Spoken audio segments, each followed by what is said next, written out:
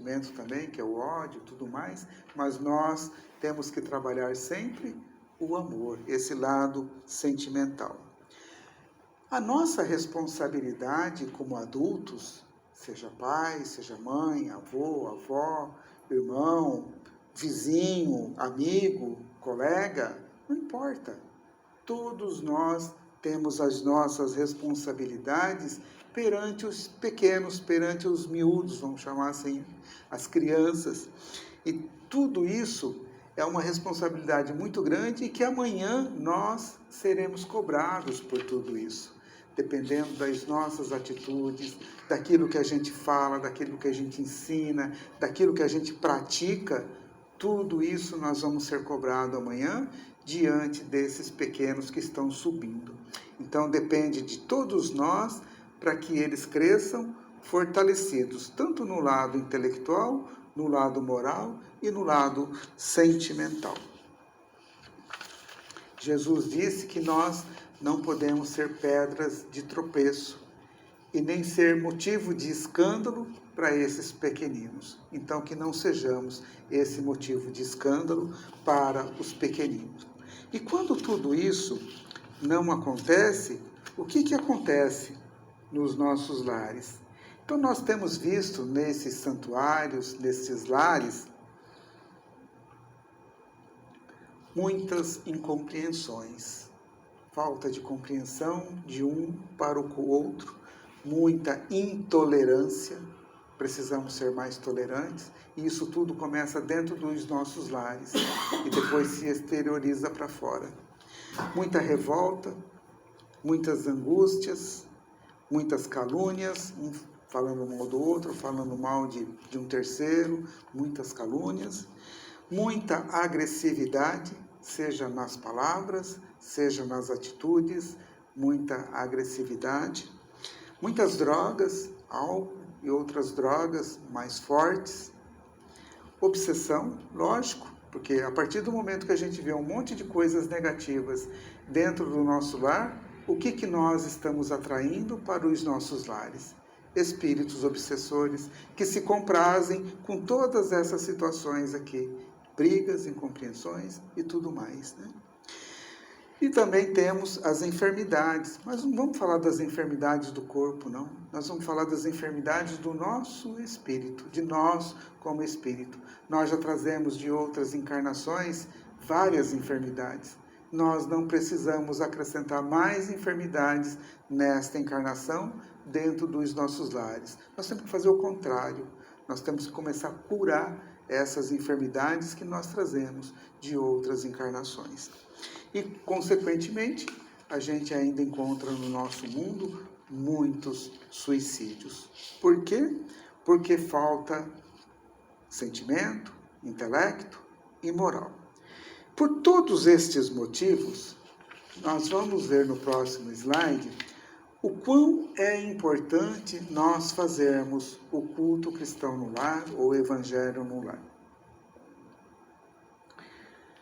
Orfanatos. Nos orfanatos estão cheios de crianças não órfãs. Nesses locais deveriam estar somente crianças órfãs de pai e mãe que já partiram para o mundo espiritual, que não estão mais nesse plano. Mas mesmo assim, que não tenham parentes ou outras pessoas que possam cuidar dessas crianças. Porque se assim mesmo se os tiver, esses ainda deveriam ter o dever de cuidar destas crianças. Também temos os asilos com idosos, esquecidos pelos seus filhos, pelos seus parentes. Certa vez, um amigo que trabalhava nessa casa e que já retornou para o plano espiritual, ele sempre dizia, os mais antigos aí vão lembrar, o Cláudio, a Ana, Mercedes, Rica, Célia, Noel, vão lembrar. Nosso companheiro Amauri sempre falava, né? Um pai cuida de 10 filhos e 10 filhos não cuidam de um pai. Então, muitas vezes, esse pai fica abandonado, essa mãe, né, lógico, né, fica abandonado nos asilos. Nós não somos contra os asilos. não somos contra os asilos. Sabemos que hoje, com a modernidade, tanto o marido como a esposa, ambos trabalham fora, é necessário ter esses asilos, é necessário ter um lugar para que cuidem desses idosos. Mas deixá-los lá dias, semanas, meses, e às vezes nunca mais volta lá para ver, é lamentável.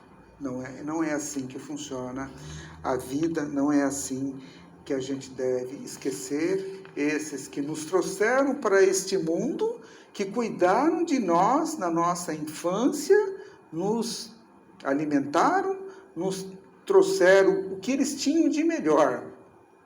Pode não ter sido o suficiente para cada um de nós? Pode, mas é aquilo que eles tinham. É o de melhor que eles tinham, eles trouxeram para nós. E hoje a gente não deve abandonar os nossos idosos, os nossos velhos. Quando falta o culto cristão no lar, quando falta paz e harmonia no lar, o que nós temos também? No trânsito, cada vez mais violento, cada vez mais as pessoas impacientes, cada vez mais as pessoas intolerantes com o erro do outro, como se ela fosse a perfeitinha no mundo, faz tudo certo, só o outro que faz errado. Então nós precisamos ter um pouco mais de paciência também no trânsito. E aonde que a gente aprende tudo isso? Dentro dos nossos lares. É necessário que nós, que sejamos espíritas, sejamos cristãos, que conhecemos a doutrina, possamos dar o nosso exemplo, possamos fazer diferente. Não aqui dentro é fácil, é lá fora. Isso é muito importante para todos nós. E nos jogos de futebol? Piorou, né? Quanta intolerância, quanta guerra de torcida, quanta briga um com o outro. Eles já combinam na internet onde vão brigar. Cada um já leva um pedaço de pau, uma arma, alguma coisa para brigar. Muita intolerância. Quantas mortes acontecem? Nós, muitas vezes, educamos, ensinamos os nossos filhos para a vitória. Tem que ganhar, tem que ganhar, tem que ganhar. Mas a vida é só feita de ganhar? Não, a vida não é só feita de ganhar. Nós temos que preparar os nossos filhos para a derrota também. Perder faz parte do jogo. E perder faz parte de a gente entender que o outro lado foi melhor do que nós. O outro lado é o nosso adversário, não é inimigo. Eu não tenho que bater, eu não tenho que matar, eu não tenho que fazer nada. Ele é só adversário, só isso. Jogou melhor, ganhou, parabéns, perdeu, dá os parabéns para o outro, enfim, mas viver uma vida normal, de respeito um com o outro, né? Então, tudo isso, falta do quê? Tolerância. Tolerância que já tem que iniciar onde? Dentro dos nossos lares. Dito isto, a melhor forma de a gente ver os efeitos negativos, atenuar esses efeitos negativos que acontecem no nosso mundo lá fora e na sociedade, seria a reunião familiar para o evangelho, para o culto no lar. Nós vamos ver agora no próximo slide os motivos que levam nós a fazer desse culto do evangelho no lar, a providenciar o evangelho no nosso lar. Queremos um mundo melhor? É uma resposta que nós estamos fazendo aqui. Queremos um mundo lá fora melhor para nós, que as pessoas respeitem mais a gente? Temos que fazer a nossa parte, iniciando dentro do nosso lar e depois cuidando da natureza, das plantas, dos animais, de tudo que está à nossa volta. Ser mais caridoso para com todas as pessoas.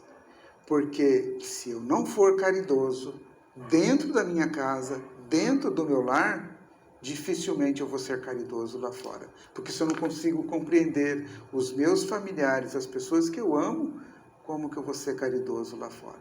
Então é necessário que nós façamos o evangelho no lar, para que nós possamos ter esse mundo melhor lá fora e se inicia dentro da nossa casa. O Evangelho no Lar também é uma medicina preventiva. O culto doméstico é fonte real de medicina preventiva porque nos equilibra tanto o psíquico como o físico. Mente sã, corpo sã. Quem comanda a mente é o espírito. Se o espírito está bem, está em paz, está em harmonia, o nosso corpo físico também estará equilibrado, estará em paz, estará em harmonia. Ah, isso vai evitar de alguma doença, algum karma que eu tenha que passar? Não, não, isso não. Se eu tiver que passar por algum problema, eu vou ter que passar. Mas eu vou passar sabendo por que eu tenho que passar por aquela situação. Alguma coisa que eu fiz no meu passado e que hoje eu preciso passar por tudo isso. O culto do Evangelho no Lar, o Evangelho no Lar também é uma escola. E como nós dissemos, o lar é a primeira escola, o primeiro ambiente na vida comum.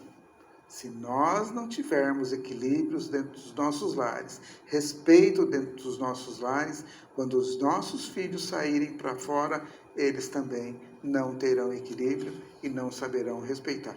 Ah, mas eu fiz tudo isso e mesmo assim deu errado. Você vai estar o quê? Com a sua consciência tranquila. Eu fiz o melhor que eu pude, mas mesmo assim o meu filho ou filha não quis seguir os meus exemplos. Mas aí você fez o melhor que você pôde. Você não vai poder amanhã ou depois falar assim, puxa vida, se eu tivesse feito o evangelho no lar, se eu tivesse sido diferente, talvez hoje os meus filhos seriam diferentes. Então, o que nós plantamos hoje, nós vamos colher amanhã. Queremos um mundo melhor amanhã, a gente já tem que começar hoje. A visita de equipes espirituais. Quando nós fazemos o Evangelho no Lar, nós trazemos visitantes, amigos espirituais, espíritos simpáticos conosco, são os nossos mentores, os nossos anjos de guarda. Ah, mas podem vir espíritos também que estejam na mesma situação nossa de aprendizado, de querer estudar? Pode. Os nossos mentores espirituais, a direção espiritual daquela reunião, traz esses amigos que, como nós, carentes de estudo, carentes de aprendizado, vão participar da nossa reunião. Vão estudar junto com a gente. Mas a hora que a gente termina o nosso Evangelho no Lar, esses mesmos mentores levam de volta esses espíritos que chegaram ali com o mesmo propósito nosso de aprendizado. Ah, mas no meu lar, ninguém quer fazer o Evangelho no Lar. Faz você sozinho. Marca um dia da semana, um horário, faça você sozinho o Evangelho no Lar. Quem sabe um dia você vai ir atraindo as outras pessoas. Disse Jesus, onde estiverem 2 ou mais reunidos em meu nome, aí eu estou no meio deles. Então, dentro do nosso lar, se houver pessoas que estejam interessadas nesse Evangelho no Lar, 2 ou mais pessoas reunidas, com certeza Jesus estará lá. Mas se estiver sozinho, Jesus também estará lá. Não é porque a gente está sozinho que ele não vai deixar de nos atender, não, tá? No livro Os Mensageiros, quem tem o livro, está no capítulo 35, é lógico o capítulo 1, eu separei só 2 frases aqui para a gente estudar. André Luiz diz assim, tão logo começou aquele serviço espiritual da família, Evangelho no Lar, né? As luzes ambientes se tornaram muito mais intensas. Equipe espiritual, amigos espirituais, que adentram em nossos lares, que criam uma energia, um ambiente, assim como a gente encontra quando a gente entra neste ambiente aqui no Pátria do Evangelho. Nos nossos lares também, essa equipe vai proporcionar essa energia. E André Luiz diz assim também, o culto familiar do Evangelho não é tão só um curso de iluminação interior, mas também processo avançado de defesa exterior, pelas claridades que acende em torno. Ai, está cheio de espíritos obsessores que ficam instigando a intriga, a briga, a discórdia. Quando eu faço o Evangelho no Lar, que eu trago esses mentores espirituais, eles são uma proteção para o nosso lar. Eles nos defendem dessas forças exteriores. Lógico que também o nosso pensamento é muito importante para que essa sintonia nossa do lado bom comece a expulsar ou eliminar o lado ruim. O lado ruim não pode encontrar em nós sintonia para continuar com as suas vontades. Nós vamos passar aqui rapidamente um roteiro para fazer o Evangelho no Lar. Então é necessário que a gente possa escolher um dia da semana e horário que seja conveniente para a família, se não por todos, pela maioria. Tem gente que faz o Evangelho no Lar todos os dias. É bom, mas o mínimo necessário deveria ser pelo menos uma vez por semana. Agora, tem que ser um dia certo, um horário certo, né?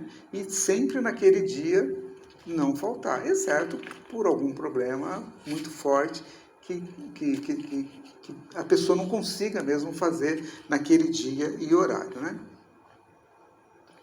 Não pode ser cansativa, deve durar no máximo 30 minutos. Em casa a gente costuma fazer de 15 a 20 minutos, é o tempo mais do que necessário. Reúna-se com o maior número possível de componentes do lar, inclusive crianças que podem participar fazendo preces, fazendo leitura, né? Colocar os nossos pequenos também para participar desse Evangelho no Lar. Certa feita, Chico estava atendendo uma pessoa e chegou uma mulher, né?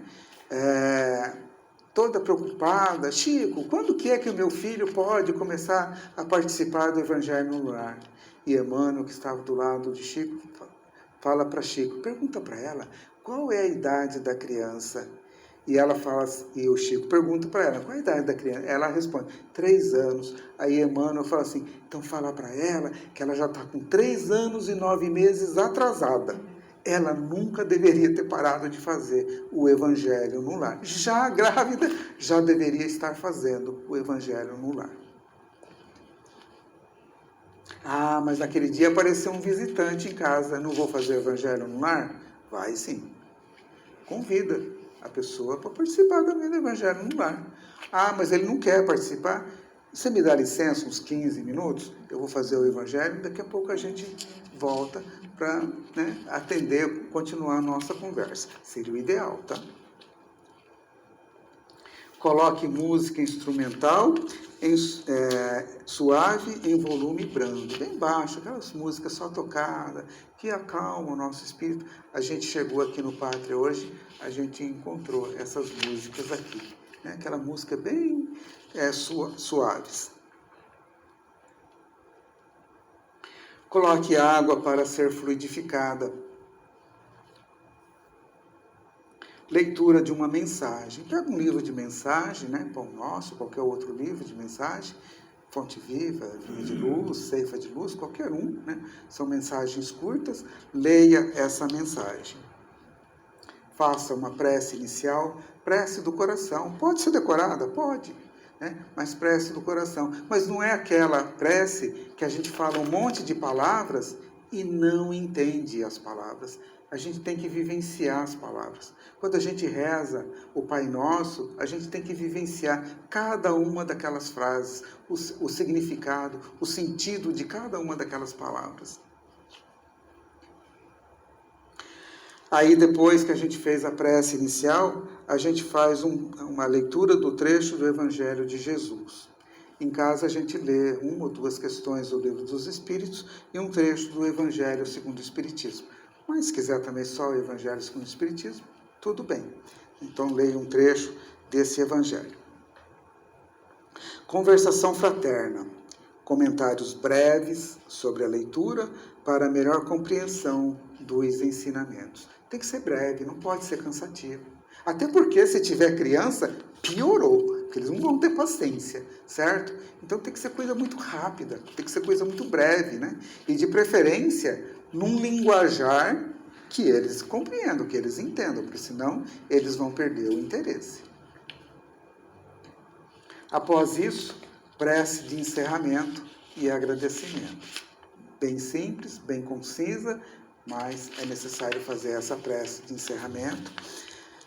E depois, cada um toma um pouquinho daquela água fluidificada. André Luiz, ele dá um decálogo, né? Ou seja, 10 passos, né? Para esses estudos evangélicos.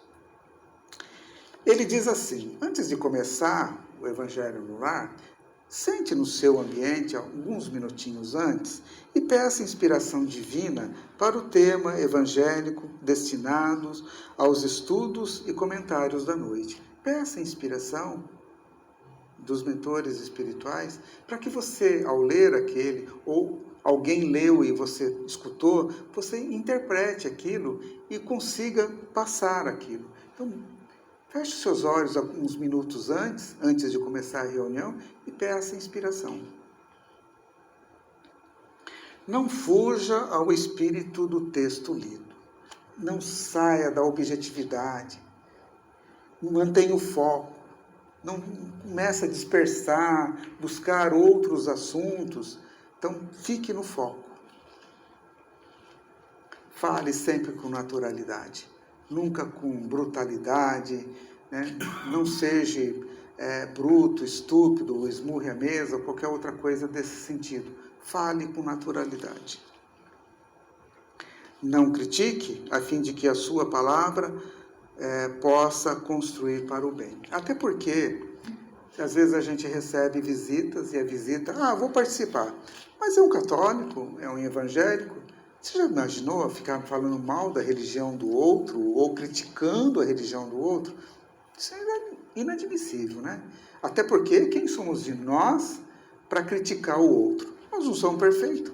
Então nós vamos estudar, se ater ao texto e comentar o texto, sem críticas a ninguém.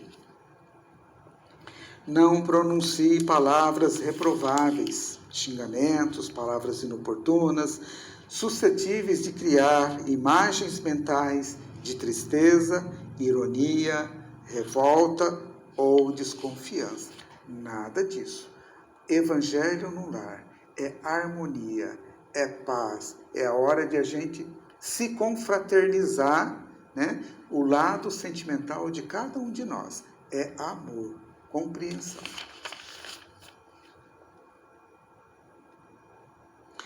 Não faça a leitura além de 5 minutos para não cansar os ouvintes. Ninguém quer ficar lendo 10, 15, 20, fica muito cansativo, ainda mais se tiver criança. No máximo, 5 minutos. A partir daí, aí já parte para os comentários. Converse ajudando aos companheiros, usando caridade e compreensão. Então, conversar sim é importante, mas sempre ajudando. Não faça comparações, a fim de que seu verbo não venha a ferir alguém. Como nós dissemos, às vezes pode ter alguém de fora, então seu verbo não pode machucar ninguém. Guarde tolerância e ponderação. Ser tolerante, ser ponderado, isso é muito importante na nossa vida. Não retenha indefinidamente a palavra. Outros companheiros, companheiras, né, precisam falar na sementeira do bem, até para colocar suas dúvidas. Né? Eu não entendi bem esse texto, eu não entendi bem esse... Não que quem está dirigindo a reunião tenha que ter a resposta. Não tem a resposta, não sabe a resposta. Olha, eu vou pesquisar, na próxima semana a gente vai conversar com alguém, a gente vai pesquisar na internet, mas a gente vai trazer aqui uma explicação melhor para aquilo que nós estamos estudando. Então, isso é importante dentro dos nossos lares. fazer o Evangelho no lar, preparar as nossas crianças para o mundo lá fora, e tudo isso também vai nos preparar para enfrentarmos os embates da vida. Porque todos nós sabemos, a sociedade nos oprime, nos aperta, nos desafia, seja onde nós estivermos. No trânsito, no trabalho, aqui na casa espírita, em todos os lugares. E nós precisamos estar prontos para esses desafios. Era isso que eu tinha para falar na noite de hoje, sobre o Evangelho no Lar. Agora nós vamos para a segunda parte da nossa reunião, que são os trabalhos de passes. Enquanto fiquemos aqui, fiquemos em silêncio, mentalizando Jesus. Se lembrarem de alguém que esteja precisando, mentalize essa pessoa. Com certeza a espiritualidade encontrará uma maneira de ajudá-los. Eu convido os médiuns passistas para tomarem as suas posições na Câmara de Passes. Que Jesus nos abençoe.